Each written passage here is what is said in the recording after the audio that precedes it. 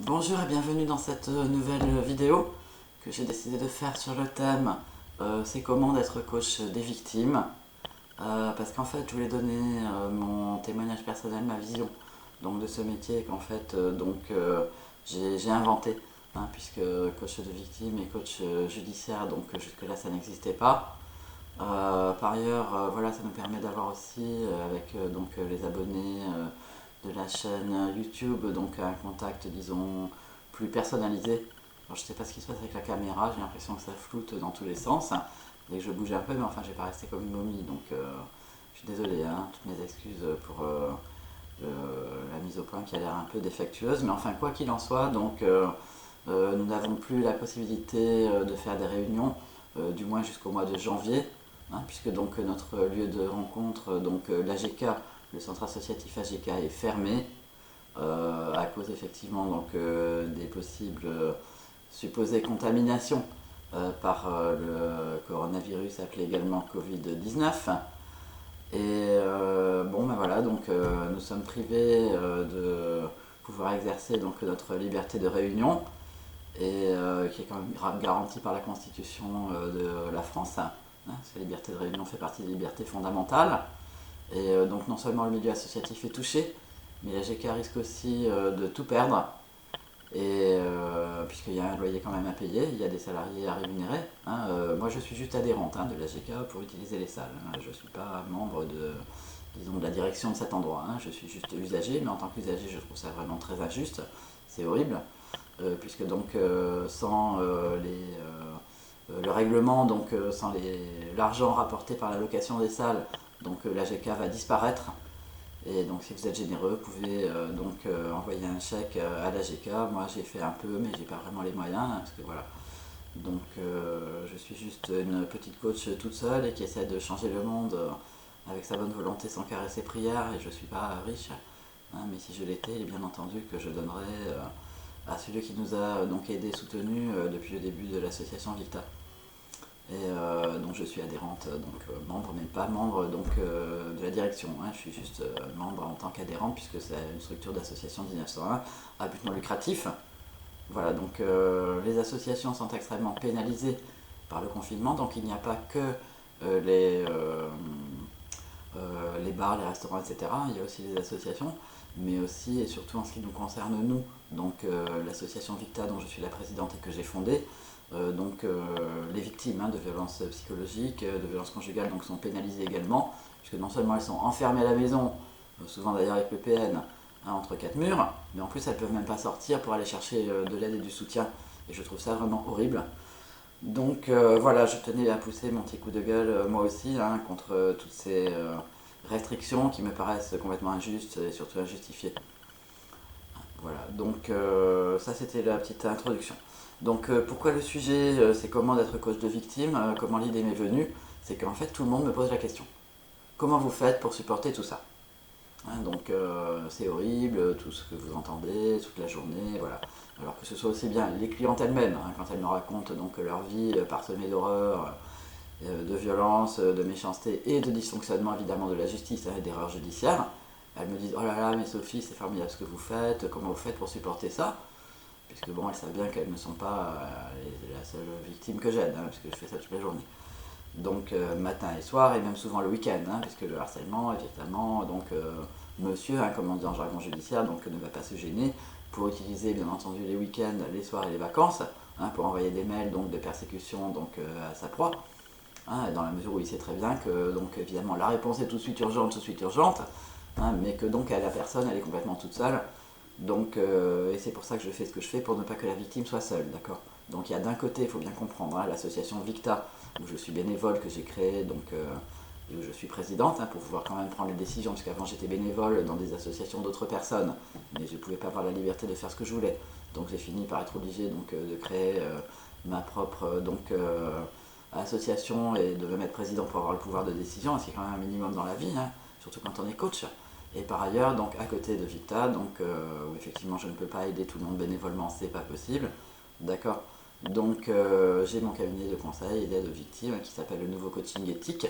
Ça fait 20 ans que je suis coach, le cabinet a évolué Et donc en fait c'est mon cabinet, le nouveau coaching éthique, qui finance Victa puisque je paye tout de ma poche. Hein, donc l'assurance, les SAL, enfin etc. Voilà, je demande une petite participation mais des fois ça couvre pas tout. Voilà. Donc alors c'est comment d'être coach de victime après cette petite donc, introduction. C'est effectivement un certain nombre je dirais, de prérequis et en même temps d'épreuves, mais en même temps c'est un métier absolument merveilleux, mais où il faut avoir beaucoup de force pour effectivement donc pouvoir avancer, hein, puisque mes amis me disent aussi mais comment vous faites, bon. Donc alors premièrement, être coach de victime, c'est d'abord s'ancrer dans la prière justement pour avoir la force. Voilà, donc ça c'est ma vie. Je commence mes journées donc par minimum une demi-heure de prière, après le café quand même, hein, je suis pas maso. Donc alors moi je fais pas des abdos, hein, donc je fais pas de sport, hein, mais je fais du sport mental pour avoir la force. Le sport mental et spirituel c'est la prière. Donc je prie environ 1 heure à 1 heure et demie par jour. Donc j'en profite aussi pour prier pour toute l'humanité, pour toutes les victimes dans le monde. Hein, je prie évidemment moi pour avoir la force, mais aussi pour mes clientes. Hein, donc, et obtenir des miracles donc, dans les prétoires, hein, comme on dit, dans les tribunaux. Et parfois je suis exaucé, parfois non. Hein, voilà, il n'y a pas non plus de garantie. Voilà. Donc aider les victimes, être coach de victimes, c'est d'abord un combat spirituel. Hein, puisqu'en fait on lutte contre le mal en personne, je dirais. D'accord, puisqu'en face on a quand même des hommes, hein, qui veulent effectivement donc détruire les femmes et détruire aussi les enfants. Hein, là par exemple, pour ne pas payer 200 € de pension alimentaire par mois, monsieur le père parfait et merveilleux donc va effectivement demander une garde alternée alors qu'il travaille jour et nuit et que c'est pas lui qui va s'occuper des enfants. Hein.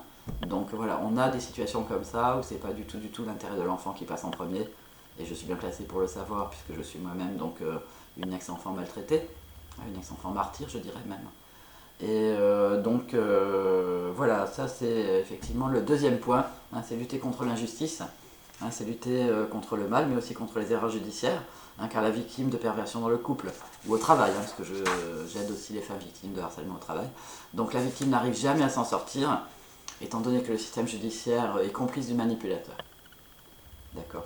Donc c'est pour ça que je réclame des formations des intervenants judiciaires, mais aussi donc des formations à la détection du harcèlement moral dans les entreprises.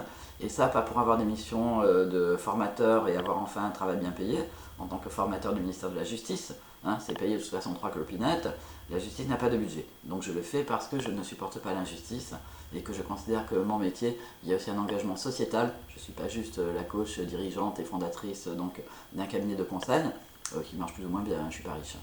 Donc, mais je suis aussi engagé, hein, sur le plan citoyen. C'est pour ça que sur le site donc Victa c'est bien marqué l'association citoyenne.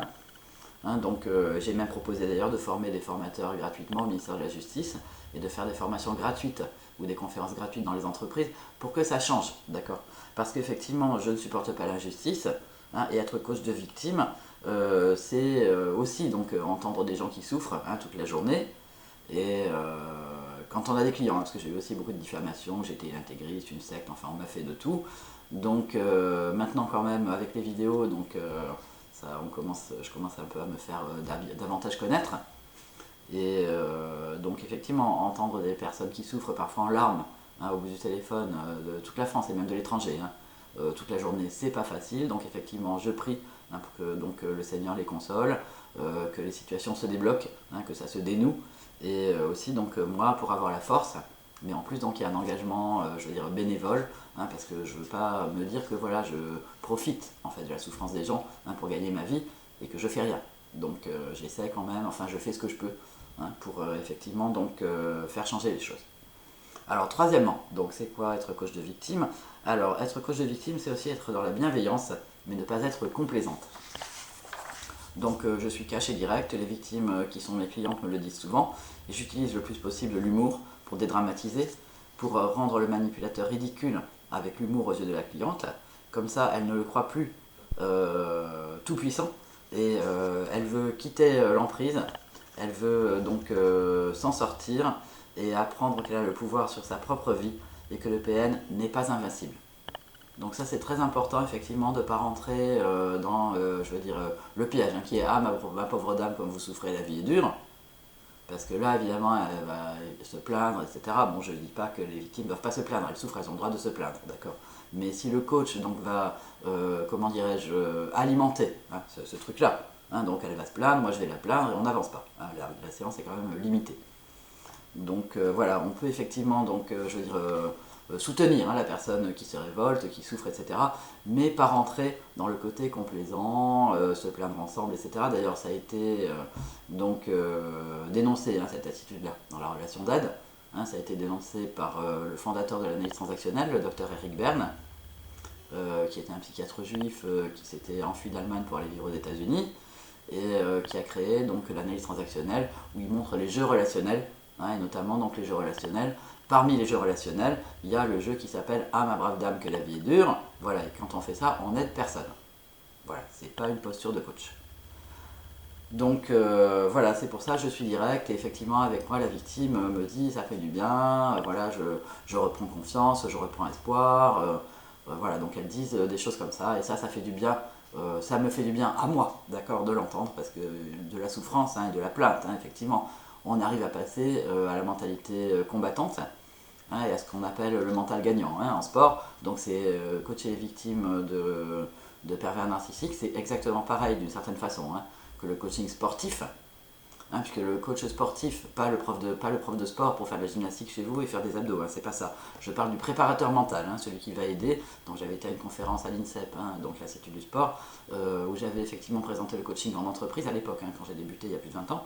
Mais en même temps, donc j'avais pu entendre donc, des interventions de coachs pour les grands sportifs, hein, les champions, donc les sportifs de haut niveau. Hein, ça s'appelle la préparation mentale.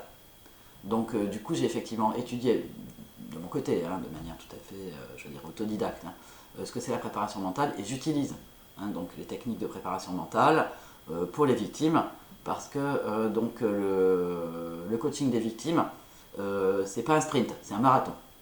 D'accord, ça c'est ma définition. C'est-à-dire que c'est du sport de haut niveau, mais de longue haleine. Hein, où effectivement, elles doivent avoir de quoi tenir bon, avoir des ressources, hein, parce que le harcèlement moral, ça dure longtemps. Hein, le PN va s'acharner sur la victime, qui ne va pas comprendre pourquoi d'ailleurs.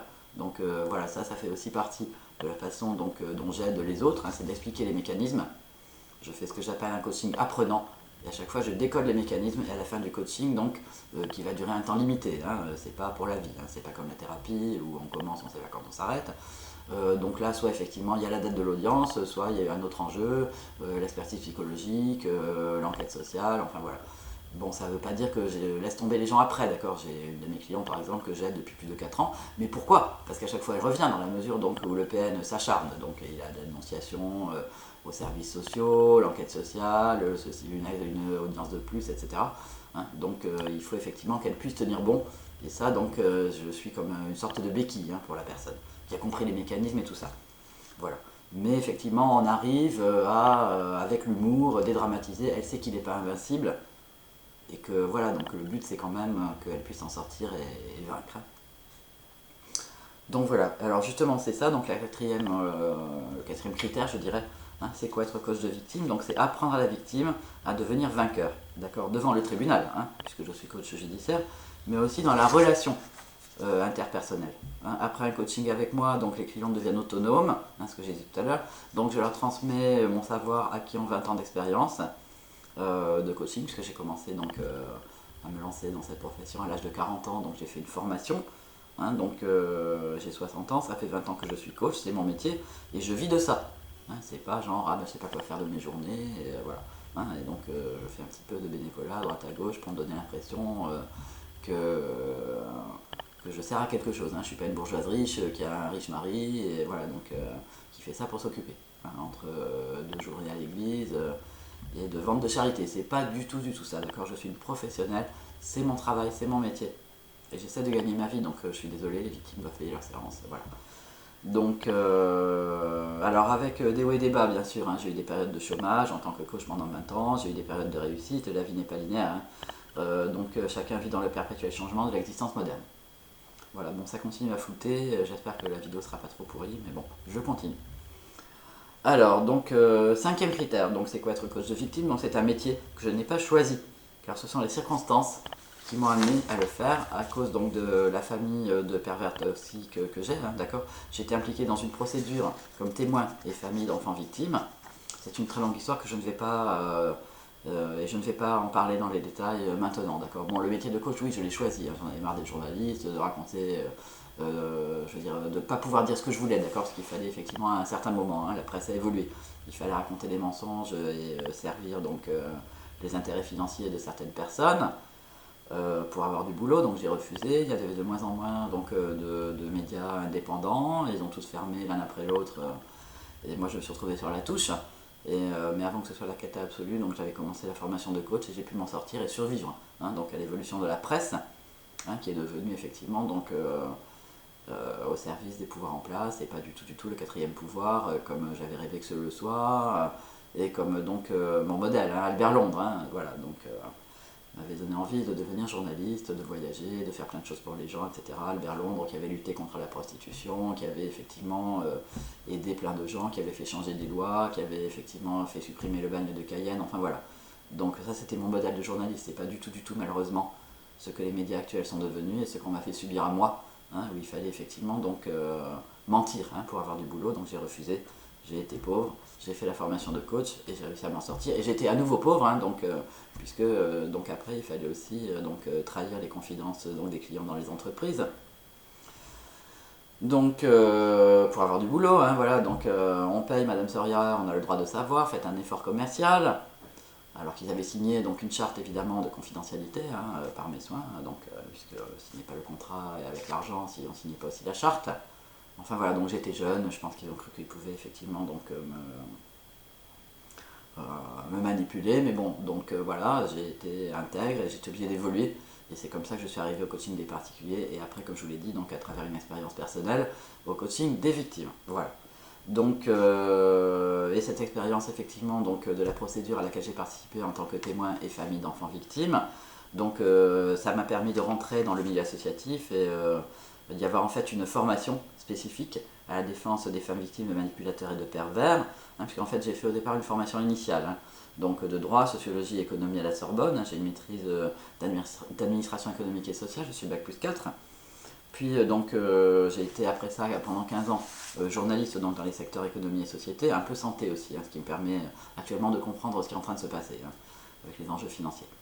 Donc, mais j'étais dans les plus grands journaux et magazines de France, puis après j'ai fait 3 ans de formation de coach en formation continue, un week-end par mois et divers stages en complément, et après encore pendant 2 ou 3 ans, j'ai suivi la formation en tant que bénévole associative, et puis j'ai commencé les coachings des premières clientes victimes de PN en 2010 ou 2011, je ne sais plus très bien, voilà.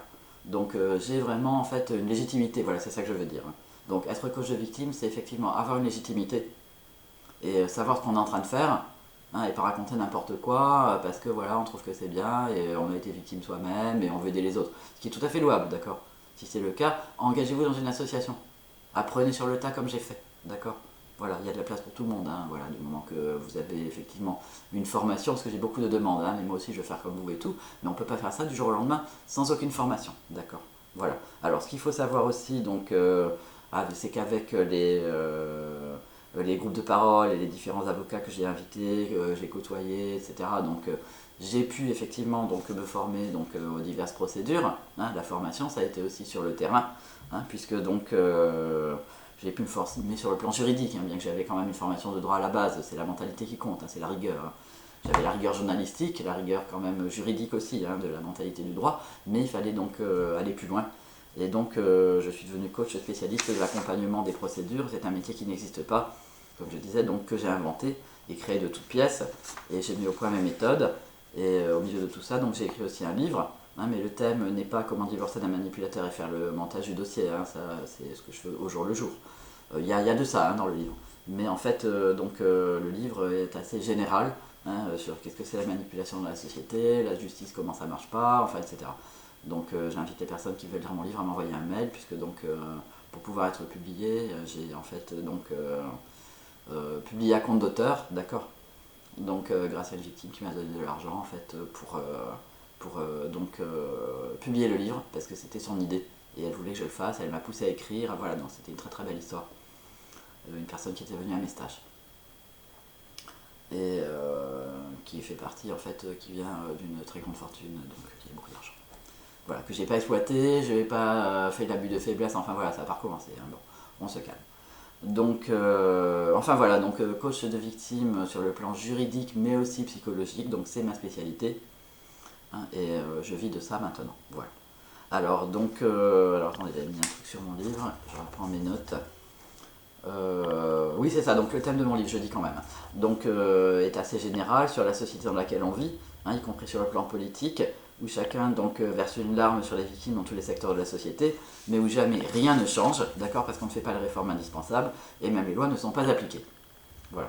Donc quand je dis on, je parle du on mystérieux, hein, je fais les guillemets, hein, je suis en face de la caméra, voilà. Donc du on mystérieux, hein, qui gouverne la France en coulisses, en secret et en cachette, le on inqualifiable, hein, qu'on ne peut pas nommer sans risquer de se faire accuser de complotisme ou autre qualificatif injurieux, voire d'antisémites et de fachos d'extrême droite, parce que ces gens sont des manipulateurs qui accusent les autres de ce qu'ils font eux-mêmes, de ce qu'ils sont eux-mêmes, hein, et ils font même pression sur les chefs d'État, les gouvernements, les institutions internationales et les tribunaux bien sûr, parce que quand on croit, quand on voit, parce que quand je vois, hein, qu'une femme qui a 30 jours d'ITT pénale, hein, interruption temporaire de travail, donc à sa plainte pour violence conjugale classée sans suite, avec 30 jours d'ITT, donc vous voyez des plaintes classées sans suite, donc on se demande dans quel pays on vit pour qu'il arrive tout ça. Hein, donc ça fait partie effectivement des grands questionnements, donc que chacun est en droit de se poser, et de pouvoir demander effectivement donc, un changement de société, qu'on soit plus dans la société des victimes, mais dans la société juste, hein, où effectivement tout fonctionne de façon normale. Voilà. Et à ce moment-là, il n'y aura plus besoin de personnes comme moi, hein, donc de mouche du coche, hein, qui va effectivement tenter de remettre les choses en fonctionnement, parce que ça ne fonctionne pas. Et donc voilà, on n'aura plus besoin de gens comme moi, puisque donc coach juridique, il n'y aura plus besoin, association pour demander de l'aide au pouvoir public pour faire changer les choses, il n'y en aura plus besoin. Voilà, ça c'est mon rêve, c'est mon idéal, hein, que tout fonctionne de façon normale dans ce bas monde, ce qui n'est absolument pas le cas. Hein, comme j'ai mis sur ma page Facebook, on est au pays d'Absurdie en ce moment. Absurdie, hein, donc le pays de l'absurde. Voilà. Donc, alors c'est pareil également, donc je fais des petites digressions par rapport à mes notes. Hein. Donc, alors c'est pareil pour l'enfant qui est frappé ou violé par son père pendant les droits de garde. Hein. Et les experts du tribunal ou les services sociaux disent que la mère a tout inventé, hein, que la mère a inventé les faits pour couper les enfants de leur père merveilleux et formidable, parce que les certificats médicaux avec les bleus sur le postérieur, j'ai eu ça, hein, je les ai vus, hein, les certificats médicaux, les photos, les hématomes sur les fesses, etc. Hein. Donc les déchirures de l'anus hein, aussi, j'ai vu ça, donc d'un enfant de 4 ans, aussi les saignements vaginaux hein, d'un enfant de 6 ans. Hein. Donc ça fait classer les plaintes sans suite. Voilà, là on est dans ce monde-là. D'accord, vous avez des enfants qui se plaignent d'être frappés. Hein, il y a des traces de mauvais coups, comment dirais-je, des traces de mauvais traitements, hein, des traces de violence sexuelle. Eh ben non, les plaintes sont classées sans suite quand même. La mère a tout inventé. Quant à la victime qui a 30 jours d'ITT, sa plainte est classée aussi. Pourquoi? Mystère. J'aimerais le comprendre. Voilà. Hein. Donc, mais bon, parce qu'à mon avis, on est au pays des victimes et puis les pouvoirs publics ne souhaitent pas que ça change. Qui ça arrange que les victimes continuent à être victimes ou qu'on soit dans une société juste où tout le monde est respecté et où on peut vivre libre? La question se pose. Voilà. Donc c'est ça être coach de victime, c'est se sentir démunie et impuissante face aux injustices de la société qui marche sur la tête, qui marche à l'envers, et qui absout le type qui est coupable, malgré les certificats médicaux de preuves irréfutables. Voilà, c'est être face à ça aussi, et c'est pour ça que je ne peux pas rester les bras croisés et ne rien faire. Je demande, mais pour l'instant j'ai rien obtenu. Bon voilà, donc il y a un petit truc, une petite réforme, voilà que en fait la garde des enfants peut être suspendue. Donc l'auteur de violence conjugale est mis en examen. Mais bon, nous on l'avait demandé beaucoup plus, on n'a obtenu que ça, mais de toute façon on ne nous a pas consulté, on ne nous a rien demandé, on n'a pas été invité au Grenelle des violences conjugales non plus, hein, malgré les nombreux courriers que j'avais écrits à droite à gauche dans les instances donc, gouvernantes, hein, je dirais, hein, soi-disant qu'ils ne nous connaissent pas, enfin en même temps bon, ils nous ont répondu aussi hein, que c'est très bien ce qu'on fait et tout, enfin j'ai déjà expliqué dans d'autres vidéos. Donc voilà, je suis vraiment vraiment désolé que tout ça se passe, c'est ce que je dis à mes clientes, je n'y peux rien, je n'ai pas le pouvoir. Je sais que le pouvoir, effectivement, c'est le Christ, hein, c'est Jésus. C'est pour ça que moi je dis aux clientes, il faut prier, quelle que soit votre religion. Hein. Donc vous n'êtes pas obligé de prier Jésus. Si vous êtes musulmane, vous priez qui vous voulez. Voilà. Donc vous êtes juive, pareil. Voilà. Moi je pense qu'il faut beaucoup prier. Parce que face aux pervers narcissiques, dans le couple hein, en particulier, mais aussi au travail. Hein. Il y en a, les grands pervers narcissiques, j'ai mis dans une autre vidéo, hein, donc pourquoi le PN a tort, hein. Donc ça c'est la vidéo sur les PN de haut niveau, hein. Donc qui est un peu inspiré aussi parce que j'ai mis dans mon livre, hein. Donc effectivement par rapport à tout ça, qui est plus fort, d'accord, que le pervers narcissique, qui est plus fort que le système judiciaire qui ne fonctionne pas, et bien il n'y a qu'une seule personne qui est plus forte, c'est Dieu. Hein, et vous vous associez avec Dieu, vous avez peut-être une chance de vous en sortir. Voilà, en général, hein. Donc il faut demander un miracle. Mais moi je ne promets pas des miracles, hein. Je ne suis pas une vendeuse de miracles, je ne suis pas une faiseuse de miracles, hein. Je ne suis pas un gourou, etc. Voilà. Donc, mais c'est ma théorie, hein. Je pense qu'effectivement la prière peut amener des choses, hein, et faire bouger les montagnes, hein, comme disait Jésus dans l'Évangile. Voilà, alors attendez, je reprends mes notes parce que là j'ai un petit peu dérivé. Ah oui, c'est ça, donc je reviens effectivement donc, sur la situation actuelle. Alors donc je reçois des dizaines de mails d'appels au secours de mères éplorées, à qui je dois dire en toute honnêteté et en toute intégrité, je ne peux rien faire, c'est trop tard. Et même si je fais des attestations de moralité aux mères victimes, ça ne suffit pas pour que l'expert psychiatre arrête de les harceler, ou que les éducateurs sociaux ne les obligent pas à faire une médiation avec un manipulateur qui se présente comme victime, après avoir tout fait pour les détruire. Alors sachant qu'effectivement la médiation maintenant, remercions quand même les femmes députées, hein, qui se sont mobilisées, bon il y a quand même des gens qui font des choses, hein, heureusement, il ne faut pas être tout dans le négatif, donc pour faire progressivement, donc interdire la médiation en cas de violence conjugale, mais malheureusement, visiblement, la loi n'est pas arrivée aux oreilles des juges, hein, qui donc impose encore des médiations familiales aux victimes de violences conjugales. La loi n'a pas l'air d'être arrivée non plus aux éducateurs sociaux des AEMO, et d'éducation en milieu ouvert, hein, qui effectivement, après des années de violences conjugales, la mère saisit le juge des enfants, hein, parce que le père tape aussi les enfants pendant les droits de visite. Mais alors là, on tombe sur des éducateurs merveilleux, ils veulent que tout le monde puisse se réconcilier la famille, hein, la femme était victime quand même de violences conjugales, on lui impose une médiation, hein, c'est l'éducateur de l'AEMO qui lui impose une médiation. Et elle, qu'est-ce qu'elle fait? Est-elle obligée ou pas d'y aller, hein? Comment elle va s'en sortir? C'est là qu'elle arrive chez moi. Voilà. Donc les lois visiblement ne sont pas arrivées aux oreilles, hein, d'une part de certains juges, aux affaires familiales, aux juges des enfants, d'autre part donc aux services sociaux, hein, pour les AEMO, les enquêtes sociales, et parfois même les psychologues, hein, pour qui effectivement donc, le harcèlement moral, on ne sait pas ce que c'est, même quand la femme elle a plus de 4 kilos donc, de mails et de SMS qu'elle a reçus en 6 ans. Ah non, c'est peut-être pas du harcèlement moral après tout, hein, parce que moi j'ai dû tout imprimer, hein, donc voilà. Voilà, donc on est effectivement dans des situations complètement incroyables, mais pourtant c'est vrai. Voilà. Alors revenons sur la médiation.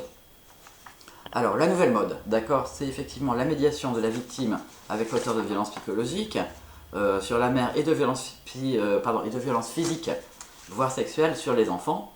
Violences dont on a bien souvent les preuves, mais la victime, on ne la croit pas. Parce que c'est l'idéologie qui est présente, et l'idéologie c'est on doit maintenir les liens familiaux, les liens avec le père, qui a le droit de voir l'enfant, c'est le droit à l'enfant, d'accord, l'enfant est comme un objet, j'ai droit à mon enfant, j'ai droit à mon enfant, voilà, hein. Donc voilà ce que dire tous ces pères manipulateurs qui frappent les enfants, j'ai droit à mon enfant, et d'ailleurs ils ont même le droit de le frapper, puisque la justice le frapper, le violer, l'abuser sexuellement, le traumatiser, le couper dans ses études, même lui apprendre à faire du business illégal, hein. Là j'ai eu un cas du père, donc j'ai raconté dans mon livre, hein, donc qui pousse son fils à dealer de la drogue, hein, donc parce qu'effectivement ça va lui apprendre le monde des affaires. Voilà, hein, j'ai été contacté par la mère quand le fils s'est retrouvé au tribunal, hein, à 19 ans, voilà, en n'ayant jamais été à l'école, au-delà donc de la limite légale. Pas de bac, dealer, voilà. Donc ça, on lui a aussi appris à conduire sans permis, voilà, comme ça, il leur apprend la transgression, hein, et ça détruit complètement les enfants. La mère veut mettre des règles, regardez comme elle traumatise ce pauvre enfant, il faut qu'il aille chez son père. Voilà, on a aussi le truc inverse, hein, c'est la mère est laxiste, parce qu'elle essaye effectivement de consoler l'enfant maltraité, alors que le père, donc lui, donne des fessées, donc c'est un père merveilleux, il a l'autorité. Voilà, on se retrouve dans des théories, mais je veux dire complètement bidon, je suis indigné, je suis désolé, je sors de mes notes, hein, là, je n'avais pas du tout prévu de dire tout ça, mais voilà, donc on doit effectivement maintenir les liens familiaux, hein. Les pères, manipulateurs et violents, ont droit à leur enfant, c'est un droit, hein, c'est pas le droit de l'enfant, hein, qui est considéré en premier, hein, par la mentalité actuelle de la justice, c'est le droit à l'enfant. D'accord, l'enfant c'est un objet, tu m'as volé mon carambar, rends-le-moi. Vous comprenez? C'est ça l'idée. Hein. Donc, ce qui n'empêche pas d'ailleurs des mères totalement innocentes et victimes de violences conjugales de perdre la garde de leurs enfants. Hein, j'avais déjà témoigné de ça, j'ai même fait une émission dessus à la télé, hein, mais avec Anne Niva, hein, sur RMC Story. Et évidemment, donc, le replay d'ailleurs a été mystérieusement effacé, et j'ai pas obtenu davantage de, comment dirais-je, de réforme là-dessus. Moi j'espérais faire un scandale dans les médias, mais ça a été étouffé. Voilà.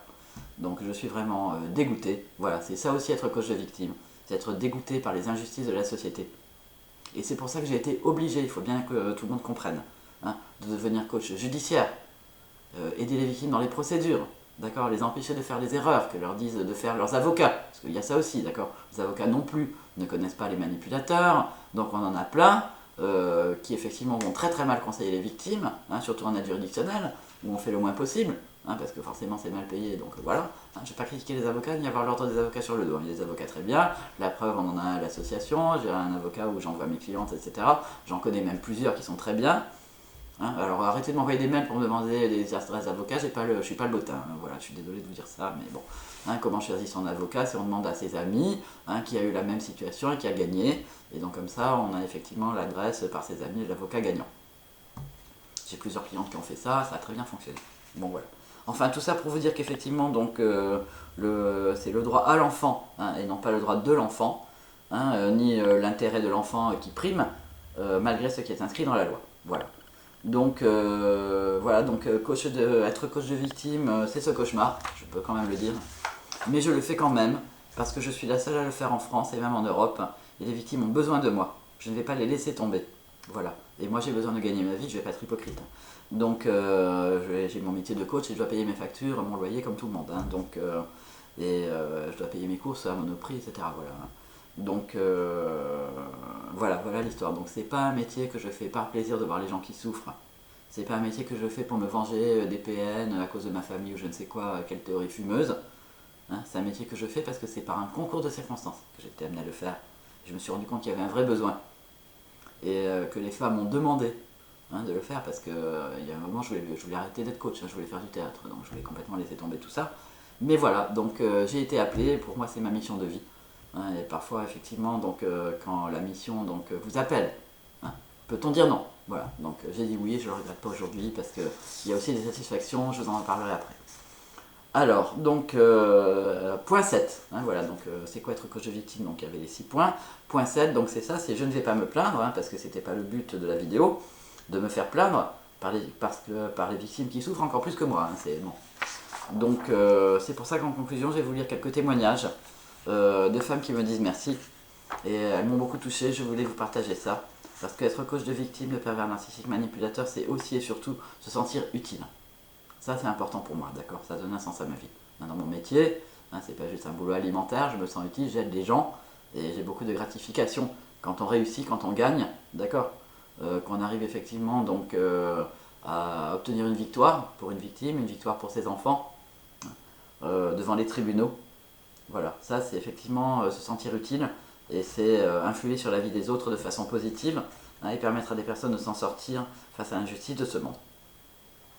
Voilà, donc je vais lire quelques mails, hein, que j'ai reçus. Attendez, mails et lettres, hein, parce que j'ai aussi voilà, des cartes de... L'enveloppe s'est collée sur... voilà, j'ai reçu un cœur, c'est sympa. Voilà, donc là c'est ce qu'elle me dit. Madame, ce que vous faites est admirable, avec mes sincères remerciements pour votre aide. Voilà. Là j'ai aussi autre chose, donc là j'ai coupé la page en deux parce qu'avec le reste de la feuille, j'économise le papier. Le reste de la feuille, j'ai fait mes listes de courses. Alors bonjour Sophie, comme promis je vous envoie un chèque. Je vous remercie une nouvelle fois pour tout ce que vous faites pour ma fille et moi-même, je vous embrasse. Voilà, et après, donc là, montrer effectivement que ce que je fais avec ces vidéos, c'est pas inutile. Donc ça, c'est un mail que j'ai reçu de remerciement d'une victime qui a utilisé les vidéos pour se défendre. Et ce témoignage m'a beaucoup touché. J'ai demandé donc à cette victime, que je ne connais pas, jamais rencontrée, de la permission donc de lire son mail. Et c'est ce que je vais faire maintenant. Alors regardez, le mail il est là.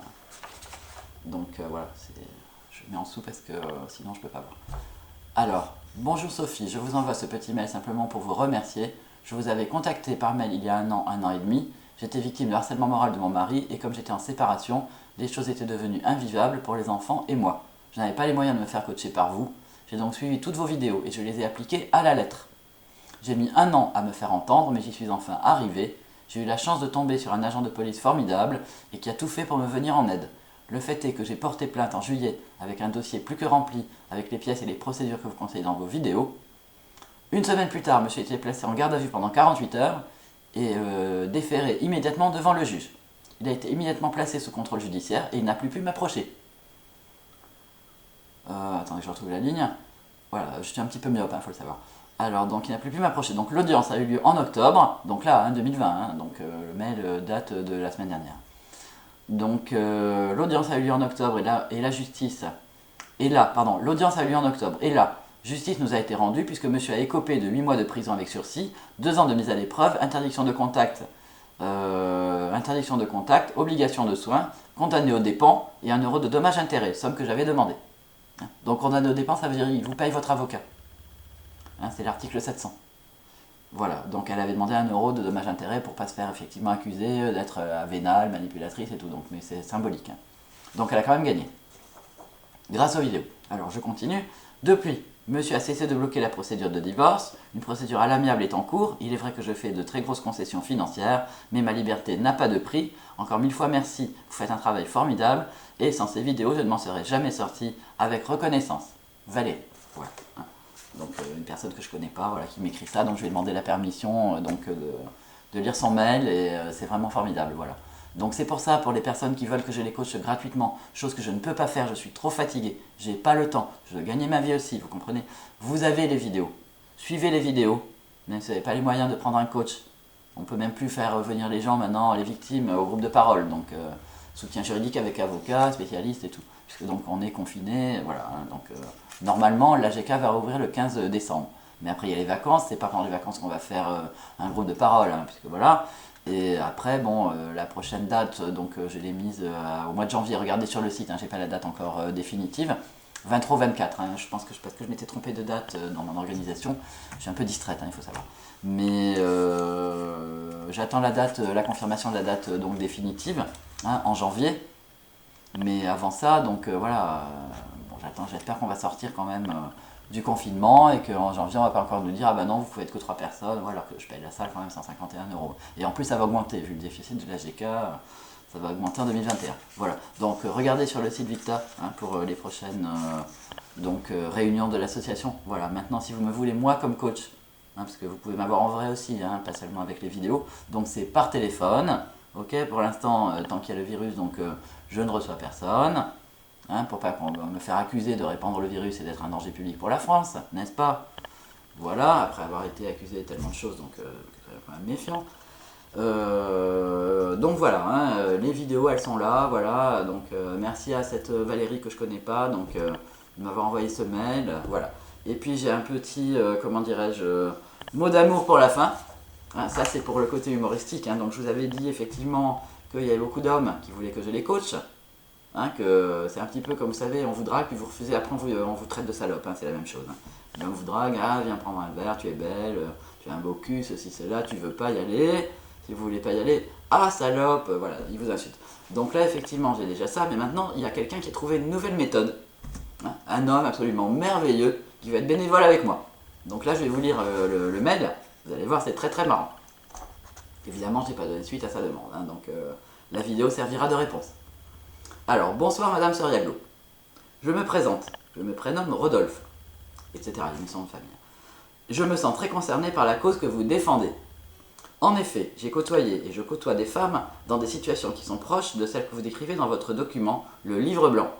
Pour celles qui ne sont pas au courant, j'ai fait un livre blanc sur le site Victa avec tous les dysfonctionnements, les demandes de réforme, les revendications et tout. Voilà. Donc, on est comme un syndicat. Victa, c'est un syndicat de victimes.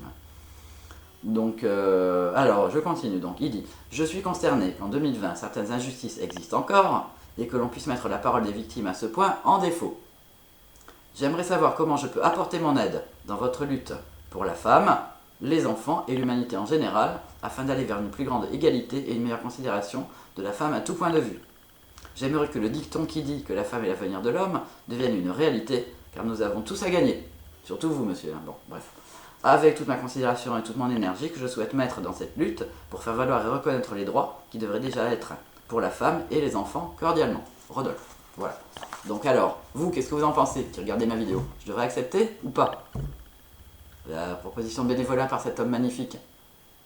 Je vous laisse réfléchir. Voilà. Moi, évidemment, j'ai pas répondu. Hein. Ça me paraît être une grande manipulation. Vous pouvez analyser le langage. Hein. On voit vraiment que c'est un truc ça vient pas du cœur. Hein. C'est vraiment des grosses théories à la noix, hein, à la mort moelleux, je dirais même. Hein. Voilà, des fois, je m'énerve. Donc voilà, c'est très marrant, c'est très drôle. Donc les hommes qui veulent être bénévoles Victa, c'est pas la peine d'insister. Vous n'êtes pas les bienvenus. Hein, on vous a pas sonné. Donc Victa n'est pas une agence matrimoniale pour pervers narcissiques à la recherche de nouvelles victimes. Déjà, donc ils sont pas les bienvenus aux réunions. Mais si en plus maintenant ils veulent être bénévoles. Hein. Donc là, le mec, il a trouvé le bon plan. Voilà. Hein. Comme ça, après, il fait des problèmes à l'association.